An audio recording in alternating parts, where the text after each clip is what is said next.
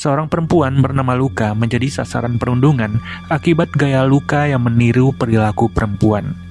Jen mencoba menolong Luka yang membuat Jen justru diborgol di tiang stasiun, sementara Luka berhasil melarikan diri.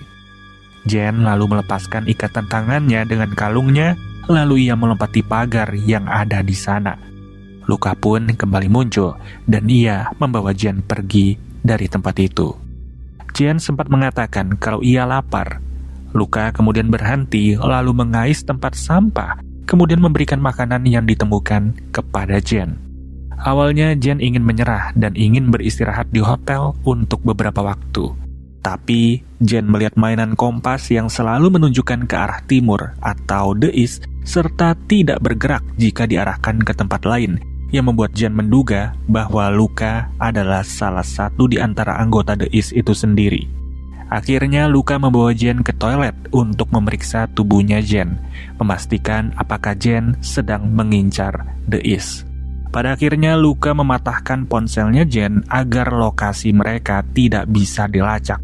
Luka lalu membawa Jen ke markas mereka dengan menutup mata Jen sepanjang perjalanan agar Jen tidak mengingat jalan. Ternyata The East tinggal di sebuah rumah terbengkalai di pedalaman hutan. Sesampainya di sana, Jen juga bertemu dengan anggota lain, mulai dari seseorang bernama Tams, lalu ada Tess, dan juga ada Doc. Doc yang sempat kuliah kedokteran segera mengobati luka di tangannya Jen.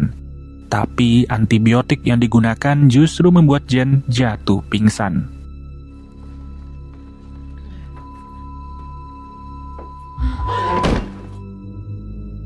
Ketika Jen terbangun, di sampingnya sudah terdapat anggota lain bernama Eve yang dulunya mengidap tunawicara. Eve mengaku kalau seseorang bernama Benji lah yang telah membuatnya bisa bicara dengan normal. Sesaat kemudian, seorang anggota lain bernama Izzy datang meminta Jen mengenakan kostum yang disediakan jika memang Jen ingin makan malam.